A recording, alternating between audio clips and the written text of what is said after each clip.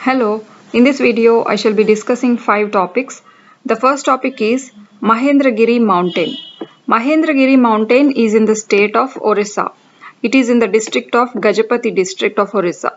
It is a very famous mountain in Orissa. It is ranging to 1501 meters, which adds to the second highest one in the Orissa, second highest peak in Orissa.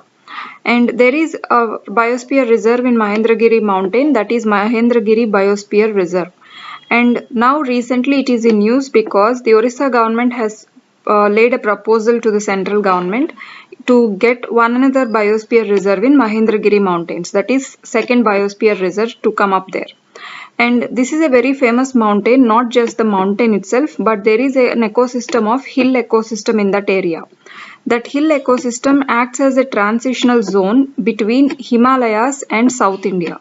So Himalayas and South India have got two diverse, distinct genetic biodiversity and genetic diversity, and this hill ecosystem of Mahendragiri acts as a transitional zone between Himalayan ecosystem and South Indian ecosystem. So that's how it is important throughout the country also.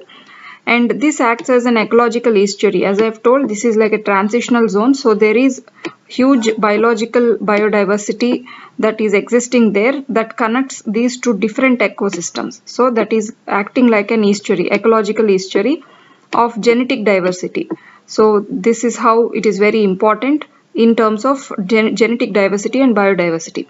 So Mahendragiri mountain is a very important ecosystem. So there this proposal of second Biosphere Reserve coming up there is in news. The next topic is ECLGS. The full form of it is Emergency Credit Line Guarantee Scheme. Emergency Credit Line Guarantee Scheme is released by the Government of India as part of Atmanirbhar Bharat Abhiyan package. So we know that during COVID-19 lockdown time, Atmanirbhar Bharat Abhiyan is released by the central government, and as part of it so many projects are taken, and ECLGS is one such package in which credit loans, everything will be given to those businesses or MSMEs or anyone that is hit by the lockdown to come out of the economic distress during that lockdown time. So this is released recently by the Government of India, ECLGS 3.0. So the ECLGS is released along with Atmanirbhar Bharat Abhiyan in May 2020, and 2.0 was released in November 2020, and now 3.0 is released recently in April. This is to be ended by 31st March this year, but it is still more working.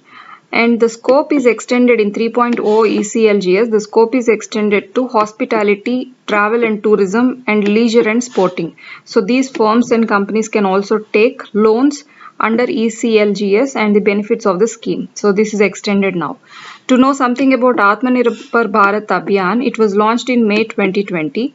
The aim of launching this scheme is to fight the grief induced by COVID-19 lockdown. So in order to fight the grief or economic distress that is induced by the lockdown, Atmanirbhar Bharat Abhiyan is invented by the Government of India. So one scheme under this main scheme is Emergency Credit Line Guarantee Scheme. The next topic is Floating Solar Power Plant. Floating solar power plant is going to come shortly in Telangana state.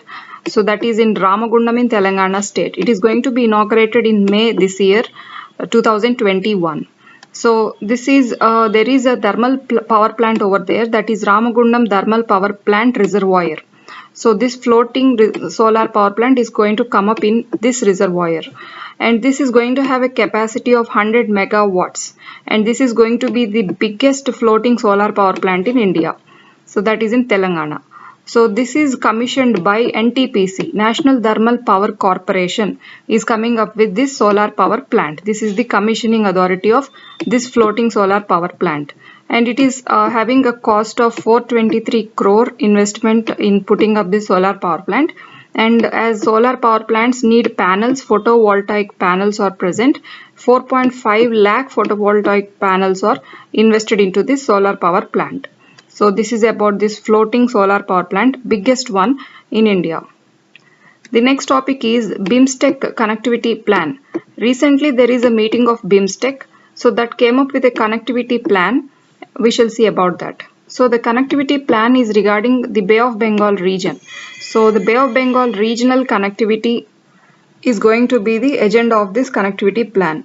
And the master plan is prepared in the recent meeting regarding this connectivity of the Bay of Bengal region.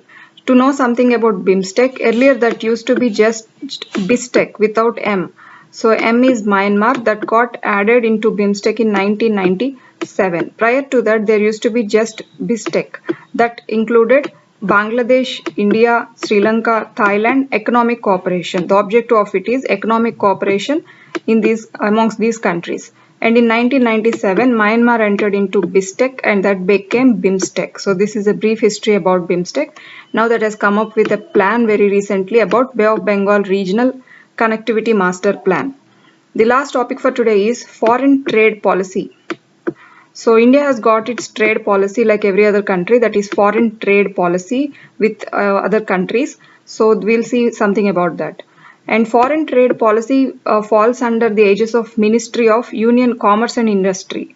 So Union Commerce and Industry Ministry looks after foreign trade policy. It makes up this policy. And this is in news because there is an extension of the present foreign trade policy till 30th September 2021. So that is how foreign trade policy of India is in news. There is this extension of FTP. And the present foreign trade policy came into force on April 1st, 2015. So we are presently following this policy that was made in 2015 on April 1st. So that came into force on that day and we are still continuing with that. And what does a foreign trade policy do? It lays up the framework for some various things, and three important things I have listed here. So it lays up the framework for exports of goods and services. So as it is about trade policy, so it gives the framework for goods and services exports from our country, from India, and to generation of employment. So employment is very much related to trade. So generation of employment is also the agenda of foreign trade policy of India. And value addition, increasing this value addition in India. So foreign trade involves value additions, and also when a good gets manufactured in some country, that comes to our country where value must be added and this will be exported further. So this is how this trade circle goes on. So improving this value addition will fetch employment and also good revenue to the country. So value addition is also one agenda of a framework of foreign trade policy. So this is about brief thing about foreign trade policy. These are all the 5 topics for today, and thank you.